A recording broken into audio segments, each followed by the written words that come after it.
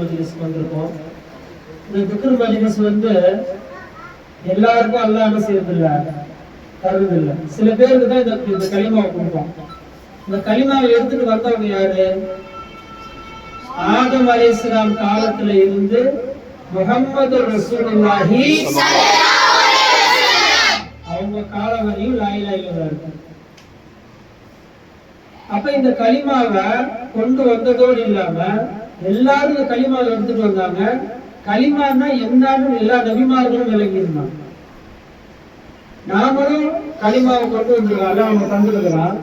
ஆனா இந்த கலிமாவை நம்ம எப்படி விளங்கணும் அப்படின்னு நமக்கு தெரியல. அது விளக்குறதுக்கு தான் இந்த லா இலாஹ இல்லல்லாஹ் கலிமா கூட்டம். ஒவ்வொரு மனிதரும் இந்த கலிமாவை விளங்கி விட்டால் அவர் எப்படிப்பட்டவரா மாறிடுவார்னா அவங்க வாழ்க்கை இன்பமா போயிடும். இப்ப நம்ம பசங்க எல்லாம் ஒருத்தரா பேசினாங்க, நான் இங்க சொன்ன லா இலாஹ இல்லல்லாஹ் சொன்னேன், எனக்கு காணா போன காசு கிடைச்சிருச்சு. லா இலாஹ இல்லல்லாஹ் சொன்னேன், காணா போன புக்கு கிடைச்சிருச்சு. லா இலாஹ இல்லல்லாஹ் சொன்னேன், எனக்கு ஐடி கார்டு கீழே வந்துருச்சு, எடுத்தவனே எடுத்துட்டு வந்து என் கையில கொடுத்தான். என் லா இலாஹ இல்லல்லாஹ் சொன்னேன், புக்கு காணா போச்சு, அவனே எடுத்துட்டு வந்து என்கிட்ட கொடுத்தான். இதெல்லாம் பசங்க நீங்க சொல்லி நீங்க உங்க வாழ்க்கையில சும்மா ஒரு லா இலாஹ இல்லல்லாஹ் சொன்னதுக்கு அல்லாஹ் எவ்வளவு மரியாதை கொடுக்குறான்னு சொன்னா, அந்த கலிமாவை நம்ம விளங்கிட்டு எவ்வளவு பெரிய மரியாதை நமக்கு உலகத்துல நல்லா தருவோம். அப்படின்னா என்ன அர்த்தம்னா, லா இலாஹ இல்லல்லாஹ் சுருக்கமா ஒரு அர்த்தம் சொல்லித்தரேன் கேளுங்க. அல்லாஹ் தான் நம்ம இல்லா. அல்லாஹ் தான் யாரு? அல்லாஹ்வை பார்த்து அல்லாஹ் என்று நீங்கள் சொல்வதை விட அல்லாஹ்வை பார்த்து இலாஹ் என்று சொல்லுங்கள். அல்லாஹ் பார்த்து என்ன சொல்லணும்? எல்லாரும் இலாஹ்னு சொல்லணும். அதுக்கு ஒரு வார்த்தை தான் என்னது? லா இலாஹ இல்லல்லாஹ். நஸ்ரீன் கொடுத்துறாங்க மைக் பேசுறது கேட்டா மைக் கொடுத்துருவாங்க. என்ன அப்ப ஒரு லா இலாஹ இல்லல்லாஹ் திருக்கலிமாவை நாம விளங்கி விட்டோம்னு சொன்னா அதுதான் வாழ்க்கை. அப்படின்னா எந்த தேவையாக இருந்தாலும் அல்லாஹ் கிட்ட தான் முறையிடும். புரிஞ்சா? நம்ம வீட்டுல அப்பா கஷ்டப்படுறாரு உங்களுக்கு தெரியுது. இப்ப உங்க அப்பா அம்மாக்கு யாருக்குமே கலிமா லா இலாஹ இல்லல்லாஹ் தெரியாது. உங்க அம்மா அம்மா யாருக்குமே என்ன தெரியாது? லா இலாஹ இல்லல்லாஹ் தெரியாது. இப்போ நீங்க எல்லாரும் இதெல்லாம் கேள்விப்படுறீங்க. வீட்டுல ஒரு பிரச்சனை இருக்குது, இந்த மாதிரி நாங்க செய்யறாங்க சொல்லணும். நீங்க என்ன செய்யணும்? உங்க அம்மாக்காக உங்க அப்பாக்காக ஒரு கலிமா சொல்லணும், லா இலாஹ இல்லல்லாஹ் அப்படின்னு சொல்லி பழகணும். அப்படி சொல்லிட்டீங்கன்னா என்ன ஆகும்னு சொன்னா, அல்லாஹ் தஆலா அந்த கலிமாவை என்ன செய்வான்? அந்த லா இலாஹ இல்லல்லாஹ் கலிமாவுடைய பரக்கத்தை கொண்டு உங்க வீட்டுல என்ன பிரச்சனையாலும் அந்த பிரச்சனை சால்வ் ஆயிடும், அந்த பிரச்சனை சரியாயிடும். அதுதான் வாழ்க்கையில அனுபவிச்சுட்டே இருக்கணும். எல்லாருக்குமே அல்லாஹ் தஆலா என்ன செய்ய மாட்டான்னு சொன்னாக்கா, இந்த மஜ்லிஸ் நசீப் தர மாட்டான். நம்ம தொழுகைக்கு போறோம், ஷைத்தானே கையை பிடிச்சு கூட்டு போய் விட்டுருவான். எதுக்கு? தொழுகைக்கு. ஏன் சொன்னா, நீ தொழுகிற தொழுகை எப்படிப்பட்ட தொழுகைன்னு அவனுக்கு தெரியும். தக்பீர் கட்டின உடனே நம்ம என்ன சொல்ல வருது? இங்க போனோம் அங்க போனோம். பசங்களா இருந்தா இன்னைக்கு சாயந்தரம் பீட்டி விடுவாரா விட மாட்டாரா தெரியல. சரி, நான் காலைல ஃபஜருக்கு வந்துட்டேன், அநேகமா எனக்கு பீட்டி இருக்கு. யாருக்கெல்லாம் அவங்க ஃபஜர் தொழில் ஒரு பீட்டி இல்லை, பசங்க மைண்ட் வாய்ஸ்ல வரும். பெரியவங்களா என்ன யோசிப்பாங்க? நீங்க இங்க போன வியாபாரத்துக்கு போன சரியா வியாபாரம் ஆகல. எங்க நடக்குது இதெல்லாம்? தொழுகையில. அதனால நாம தொழுகெல்லாம் அவனுக்கு ஒரு பெரிய விஷயமே இல்லை. நீ 4 ரகத்துல 20 ரகம் தொழுகலாம் ரொம்ப சந்தோஷப்படுவோம். யாரு? ஏன்? நீ தொழுகிற எந்த ரகத்தையும் அதை ஏத்துக்க மாட்டான், ஏன்னா அவனுக்கு தெரியும். ஆனா கலிமா லா இலாஹ இல்லல்லாஹ் விளங்க விடுவானா? விட மாட்டான். இப்ப நம்ம அங்க இருந்து கிளம்பணும், பெரும் கொண்ட மலை வந்துச்சா இல்லையா? என்ன அர்த்தம்? போக விடாம தடுக்கணும். மழை என்பது அல்லாஹ்வுடைய ரஹ்மத். மழை என்பது என்னது? அல்லாஹ்வுடைய ரஹ்மத். ஆனால் அந்த அல்லாஹ்வுடைய ரஹ்மத்தை ஷைத்தான் சில நேரத்துல எப்படி கொண்டு வருவான்? இவங்க போகாம இருக்கணும்னா மழை பெய்யணும். புரிஞ்சா? இவன் மழையை கொண்டு வந்தான். அல்லாஹ் என்ன பண்ணா, நீங்க திக்ர் மஜ்லிஸ்க்கு போயே ஆகணும். பேஞ்ச மழையை ஸ்டாப் பண்ணலாம். பேஞ்ச மழையை ஸ்டாப் பண்ணி எல்லாரும் கொண்டு அல்லாஹ் கொண்டு வந்து உட்கார வச்சிட்டாங்க. இப்ப இந்த உட்கார வச்சவன் யாரும் இல்லை இல்லல்லாஹ். உட்கார வச்ச யாரும் இல்லை அல்லாஹ்வை தவிர வேற யாரும் இல்லை. அதான் அர்த்தம். நம்ம திக்ர் செய்யறோம், ஃபர்ஸ்ட் எடுத்தவொன்னா லா இலாஹ இல்லல்லாஹ் லா இலாஹ செய்யறோம். சரிமா? ரெண்டாவது என்ன செய்யறோம்? இல்லல்லாஹ் சொல்றோமா இல்லையா? இல்லல்லாஹ் என்ன அர்த்தம்? யாரெல்லாம் ஒன்ன தவிர இந்த காரியத்தை யாரும் செய்ய முடியாது. ஒன்ன சொன்னாங்கல்ல, கடையை போடக்கூடாதுன்னு சொன்னவன் லா இலாஹ இல்லல்லாஹ் சொன்னோம்னா ஒரு மழை பெய்யுது.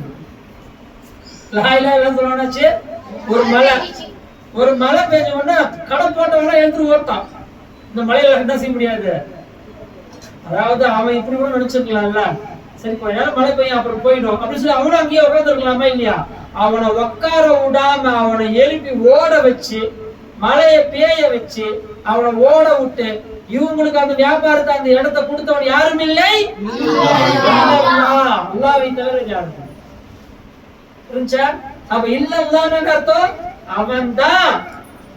முதல்ல வந்து கடை போடக்கூடாதுன்னு சொன்னவனும் அவன் தான். ரெண்டாவது நீங்க கடை போட்டுக்கீங்கன்னு சொன்னவனும் யார் தான்? அவன் தான். ஏன் முதல்ல கடை போடக்கூடாதுன்னு சொன்னா அடியார் லா இலாஹ இல்லல்லாஹ் சொல்லணும் அவன் ஆசைப்பட்டான். புரியுதா உங்களுக்கு சப்ஜெக்ட்? நாம லா இலாஹ இல்லல்லாஹ் சொல்றது யார் ஆசைப்படுறா? அல்லாஹ் ஆசைப்படுறான்.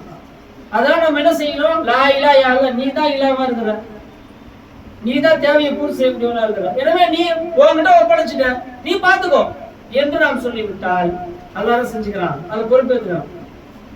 புரிஞ்சா? அதுக்கப்புறத்துக்கு நம்ம என்ன செய்யறோம்? அல்லாஹு அல்லாஹ் அல்லாஹு அல்லாஹ் செய்யறோம். என்ன அர்த்தம்? என் கூடவும் அல்லாஹ் தான் இருக்கிறான், உங்க எல்லாரும் கூடவும் அல்லாஹ் தான் இருக்கிறான். என்ன அர்த்தம்? என் கூடவும் அல்லாஹ் தான் இருக்கிறான், இந்த துன்யால இருக்கிற எல்லாரும் கூடவும் யார் தான் இருக்கிறா? அல்லாஹ் தான் இருக்கிறான். அதான் அதுக்கு அர்த்தம். அல்லாஹு அல்லாஹ் அல்லாஹு அல்லாஹ் அப்படின்னு சொல்றோமே, அவன் சொல்லும்போது நினைக்கணும், யா அல்லாஹ் என் கல்விலையும் நீதான், என் கல்விலையும் நீதான், இந்த துன்யாவிலும் நீதான், உள்ளத்திலும் நீதான், உலகத்திலும் நீதான், உள்ளத்திலும் நீதான், என் கல்விலும் நீதான், மற்ற எல்லா மனிதர் கூடவும் நீதான் இருக்கிற, உன்னை தவிர இந்த துன்யாவுல யாருமே இல்லை. அதான் அதுக்கு அர்த்தம். அல்லாஹு அல்லாஹ் அல்லாஹு அல்லாஹ். எனவே உங்களுக்கு எந்த ஒரு பிரச்சனையாக இருந்தாலும் ஒரு 5 நிமிஷம் உட்கார்ந்து அல்லாஹு அல்லாஹ் அல்லாஹு அல்லாஹ் அல்லாஹு அல்லாஹ் யார் திக்ர் செய்கிறார்களோ அவர்களுக்கு அல்லாஹ் தரக்கூடிய பரிசு அந்த பிரச்சனைகள் நீங்கி அவருக்கு என்ன ஆசைப்பட்டாரோ அது தேடி வரும். அப்படிப்பட்ட ஒரு மிகப்பெரிய ஒரு பொக்கிஷம் தான் அல்லாஹு அல்லாஹ் திக்ர். லாஸ்ட்ல 3வது என்ன திக்ர் செய்றோம்? அல்லாஹு ஹூ ஹூ அல்லாஹு சரியா? அப்படி செய்யறோம் என்ன அர்த்தம்? அல்லாஹு நாமெல்லாம் பிறப்பதற்கு முன்னால் அல்லாஹ் இருந்தான். 100 வருஷத்துக்கு முன்னாடி நாமெல்லாம் இருந்தோமா? யாருமே இல்லை. அப்ப யார் இருந்தா? அல்லாஹ் இருந்தான். அல்லாஹு அவன் இருந்தான். யா அல்லாஹ் நீ இருந்த. இப்ப அல்லாஹு நாம எல்லாம் இருக்கிறோம், அல்லாஹ்வும் இருக்கிறான். அல்லாஹு ரெண்டாவது அல்லாஹ் என்ன அர்த்தம்? யா அல்லாஹ் இப்போ நாங்க எல்லாருமே இருக்கிறோம், நீயும் இருக்கிற. 3வது அல்லாஹு இனிமேல் யா அல்லாஹ் ஒரு காலம் வரும் நாங்க யாருமே இருக்க மாட்டோம், அப்பவும் நீ தான் இருப்ப, நாங்க யாரும் இருக்க மாட்டோம். ஆரம்பத்துல நம்ம இல்ல, கடைசியில நம்ம இல்ல, நடுவுல தான் நம்ம செய்யறோம் இருக்கிறோம். இப்போ அல்லாஹ் யாரு? ஆரம்பத்திலயும் இருக்கிறான், நடுவுலயும் இருக்கிறான், கடைசியிலயும் இருப்பான். அதான் அல்லாஹ் குர்ஆன்ல சொல்லி காட்டுறான், ஹுவல் அவ்வலு வல் ஆகிரு வல் லாஹிரு வல் பாத்தின். அவன் தான் லாஹிரானவன், அவன் தான் அந்தரங்கமானவன், அவன் தான் முதலாமவன், அவன் தான் கடைசியானவன். அல்லாஹ் தான் எல்லாத்துலயுமே. அல்லாஹ்வை தாண்டி இந்த உலகத்துல என்ன இல்ல, எதுவுமே இல்லை என்பதை மேலும். அப்ப இந்த கலிமா லா இலாஹ இல்லல்லாஹ் பார்க்கிறதுக்கு சாதாரணமா இருக்குது, அவன் அப்படி நம்ம விளங்கிட கூடாது. இந்த லா இலாஹ இல்லல்லாஹ் சொல்லி சொல்லி பழகிட்டா அவங்க வாழ்க்கையில எல்லா தேவையும் பூர்த்தி. யாரும் கையேந்து நிக்க தேவையில்லை, யாரையும் என்ன செய்ய தேவையில்ல, கையேந்து நிக்க தேவையில்லை. ஒரே ஒரு சம்பவம் சொல்லி முடிச்சுக்கணும். ஒருத்தர் ஹஜ்ஜுக்கு போகணும்னு சொல்லி ஆசைப்பட்டார். பசங்க நேரம் சொல்லியிருக்காங்க சம்பவத்தை. ஒரு ஹஜ்ஜுக்கு போன ஒரு ஏழ்மையான மனிதர் ஹஜ்ஜுக்கு போன ஆசைப்பட்டார். காசு இல்ல கையில, கொஞ்சம் கஷ்ட காசெல்லாம் ரெடி பண்ணி என்ன பண்ணாரு, காசெல்லாம் ரெடி பண்ணி ஹஜ்ஜி கிளம்பிட்டார். போனா கடைசியில கப்பல் எடுக்கிற நேரத்துல இவரையும் கடைக்கு போயிட்டாரு. போயிட்டு வந்து பார்த்தா கப்பல் போயிடுச்சு. ஒரு மரத்துல புடிச்சு தலைய முட்டினாரு. உடனே பக்கத்துல ஒருத்தர் தலைப்பாலாம் கட்டிட்டு வெள்ளை ட்ரெஸ் போட்டு அழகான்ட்டாங்க.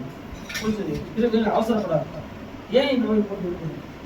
இல்ல நான் கஷ்டப்பட்டு அந்த கொஞ்சம் கொஞ்சமா சேமிச்சு அந்த காசுல எப்படியாச்சும் ஹஜ்ஜுக்கு போயிடணும்னு சொல்லி ஆசைப்பட்டு அந்த காசு என்ன செஞ்சேன், ஹஜ்ஜுக்காக ரெடி பண்ணி பார்த்தா கப்பல் போயிடுச்சு, என்ன பண்றது தெரியல.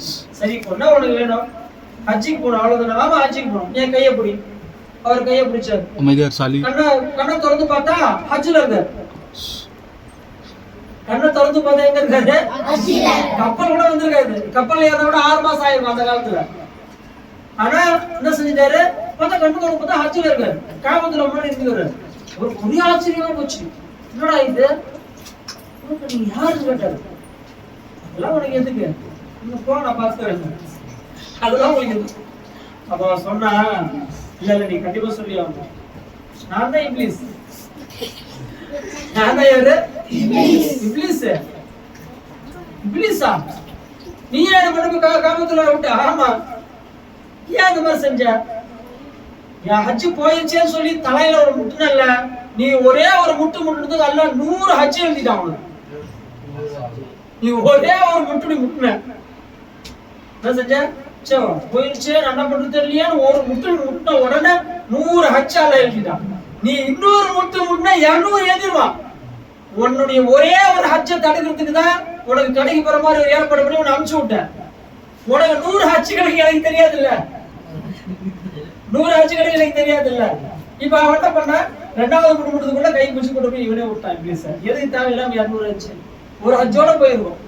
தேவையில்லாம 100 ஹஜ்ஜு வாங்கி கொடுத்துருன்னு சொல்லி அவன் ரொம்ப கவலைப்பட்டான். அந்த மாதிரி இந்த களிமா இருக்குது, இந்த களிமாவை கத்துக்கிட்டான்னு வச்சுக்கோ, ஒரு மனுஷன் நேரா அல்லாஹ் கிட்ட போயிடுவான். நீங்க என்ன அல்லாஹ் கிட்ட கேக்குறீங்க அல்லாஹ் கொடுத்தே தீருவான். ஆனா தவக்குல் அல்லாஹ் மேல இருக்கணும், நம்பிக்கை யார் மேல இருக்கணும்? அல்லாஹ் மேல இருக்கணும். அல்லாஹ் அதுவும் நடந்துருமா? லா இலாஹ இல்லல்லாஹ் நடந்துருமா? நடக்கும், கண்டிப்பா நடக்கும். நீங்க ஒவ்வொருத்தரையும் சொல்லிருக்கீங்க, பிராக்டிஸ் பண்ணிக்கிட்டே இருக்கணும். ஒவ்வொரு வாரமும் எப்பெல்லாம் நீங்க எந்திரிக்கிறீங்க, போறீங்களோ வரீங்களோ, சும்மா தண்டமா போக வராம களிமா லா இலாஹ இல்லல்லாஹ் சொல்லி பழகுங்க. பள்ளியாத சஃப்ல உட்கார்ந்தீங்க, தேவையில்லாம் பேசாதீங்க, லா இலாஹ இல்லல்லாஹ் சொல்லி உங்களுக்கு என்ன வேணுமோ அல்லாஹ்ட்ட கேளுங்க. உங்களுக்கு கீர் சைக்கிள் வேணுமா அல்லாஹ்ட்ட சொல்லுங்க, யா அல்லாஹ் எனக்கு கீர் சைக்கிள் வேணும், லா இலாஹ இல்லல்லாஹ் லா இலாஹ இல்லல்லாஹ் சொல்லி 100 தடவை சொல்லுங்க. அல்லாஹ்ட்ட கேளுங்க, தரலன்னா கேளுங்க. நீங்க என்ன செய்யறீங்க? செய்ய மாட்டீங்க. அல்லாஹ் துஆ செய்யணுமா இல்லையா? செய்யணும். ஒவ்வொரு பிள்ளைகளும் தன்னுடைய தாய் தகப்பனுக்காக துஆ செய்யணும். யா அல்லாஹ் எங்க அம்மா அப்பாக்கு சிஹத் சலாமத் கொடு, ஆஃபியத் கொடு, அவங்களுக்கு நல்வாழ்வு நசீபாக்கு, அவங்க உயர்ந்த சொர்க்கத்தை கொடு அப்படின்னு நம்ம என்ன செய்யணும்? ஒவ்வொரு பிள்ளைகளும் அல்லாஹ்ட்ட நம்முடைய தாய் தந்தையருக்காக துஆ செய்யணும். அவருடைய துஆ செய்ய நம்ம எல்லாரும் கடமைப்பட்டிருக்கோம். புரிஞ்சா?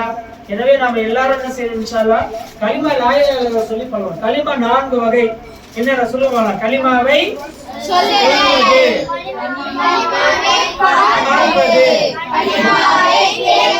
கலிமாவை விளக்குவது, கலிமாவாகவே 4 ஸ்டேஜ். இப்ப நம்ம சொல்றது முதல் ஸ்டேஜ் சொல்லிக்கிட்டே வரோம். சில வருங்காலத்துல இதை விட நிறைய லா இலாஹ இல்லல்லாஹ் கலிமா சொல்லுவோம். அல்லாஹ்வுடைய அன்பையும் அருளையும் பெறக்கூடியவர்களா அல்லாஹ் நம்ம அனைவரையும் ஆக்கி அருள் புரிவானாக. அல்ஹம்துலில்லாஹி ரப்பில் ஆலமீன். ஃபஅலமன்னஹு அஃலலுல் திக்ர்.